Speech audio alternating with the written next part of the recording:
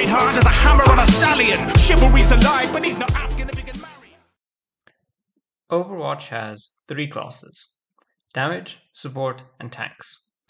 Reinhardt is what comes to mind when I think of a tank. A big guy in big armor with a shield. Yet, Reinhardt is also meant to be honorable, jovial, and heroic. A knight transported into the future. He is a walking contradiction armed with a rocket hammer from days of future past. So, let's talk about that.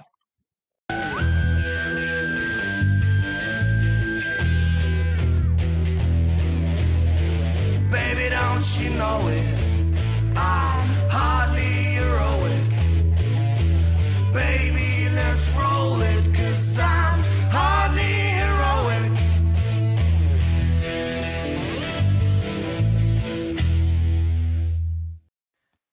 I'll start by saying that I don't play Overwatch. When it first came out, I had a lot of friends who did play it, but since I don't like playing competitive multiplayer games, I really didn't want to get into it. Plus, Overwatch was definitely a lot more than my measly internet connection could handle at that time.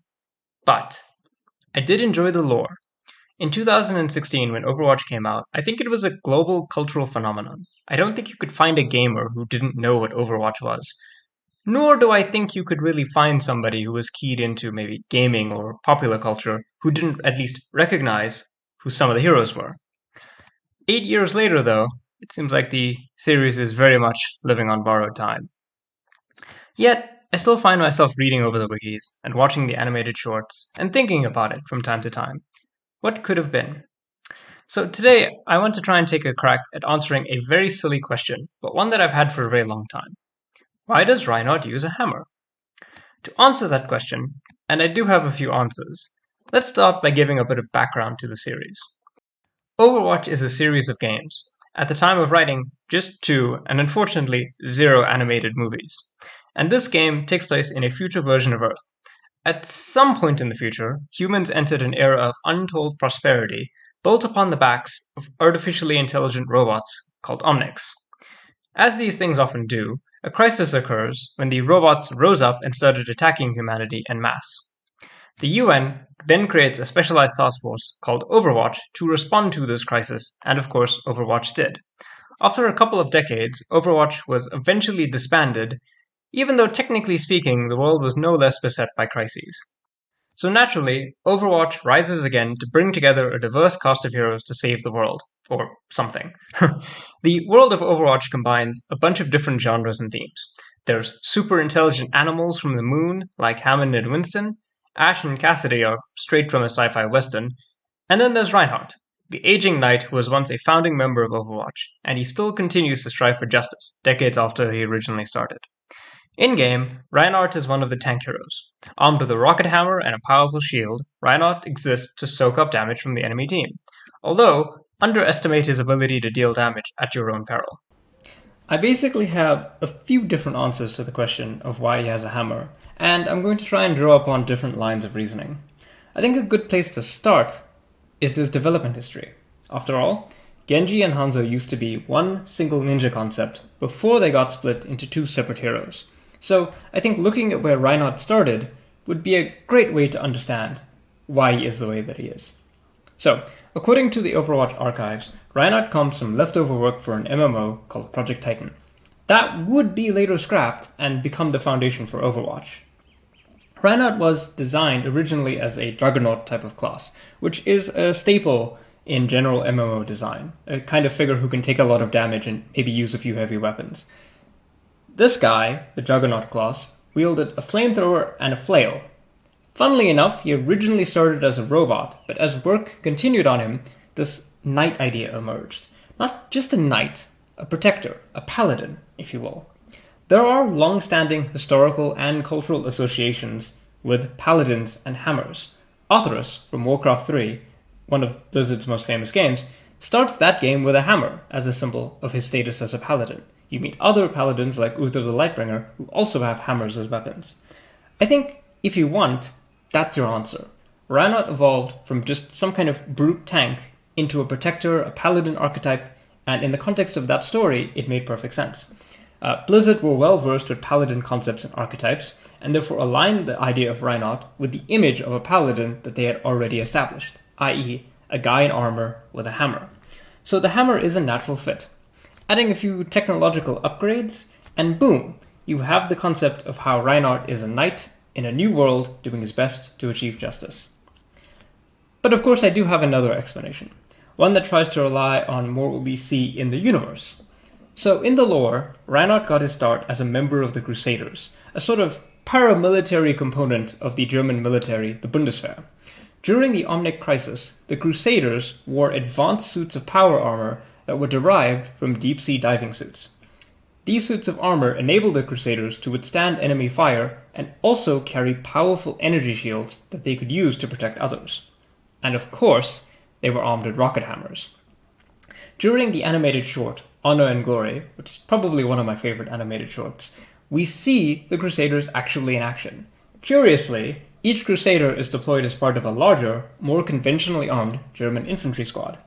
Each squad has a Crusader whose job is, in theory, to stand at the front of the squad, protecting them with their shields, while the other soldiers use heavy weapons like rockets to actually deal damage to the enemy. The enemy, of course, in this case, being Omnics. This is very interesting to me as a weapons nerd. The Crusaders are not really very heavily armed, and they lack for any real ranged weapon. Their job, as depicted, is to literally guard the other soldiers, engaging only when strictly necessary. Of course, Reinhardt goes off to seek glory for himself, and thus ends up getting wounded and causing all kinds of other problems. But in terms of the general doctrine, the Crusaders were not there to deal damage to the enemy. Even in the animated short, it's actually the Air Force that ultimately wins the battle for the Germans in the end. So why give the Crusaders huge hammers then? Well, firstly, let's think about what we said previously. There are cultural associations with knights with blunt weapons. We're talking about a country like Germany, which has a long history of knightly doctrines and knightly use. Knights have always been associated, especially in the late medieval era, with the use of various types of blunt weapons like warhammers and maces. So there's a cultural association there that I think they were trying to evoke. I mean, why call them Crusaders if they were not meant to evoke the idea of Crusaders fighting? Well, that's one good explanation, but I also think there's another. I think the hammer is the perfect weapon for the enemy that they were fighting. Remember, the Crusaders and the Bundeswehr at large were fighting against mechanical robots. Robots that did not feel pain or fear like regular organic meat humans do. I think that given that context, forging swords for them would be difficult and expensive, especially if you're thinking about forging a sword the size of a person in Crusader armor, right? Forging a sword is not simply a matter of casting the metal in a mold and then taking it out. Forging something with proper thickness, with proper heft, with proper balance, etc., that's an expensive and complicated process. There's many problems that I can imagine for what would happen when a blade, of all things, is attacking the all-metal Omnics. Blunt force, on the other hand, is perfectly suited for smashing the armored carapaces of the Omnics. A hammer would be easier to make, or replace if it broke, than a properly forged sword of a comparable size. So in real life, we also know that warhammers and other blunt weapons were the weapons for fighting against armored opponents. A fully mechanical Omnic is, for all intents and purposes, just the same as a fully armored knight.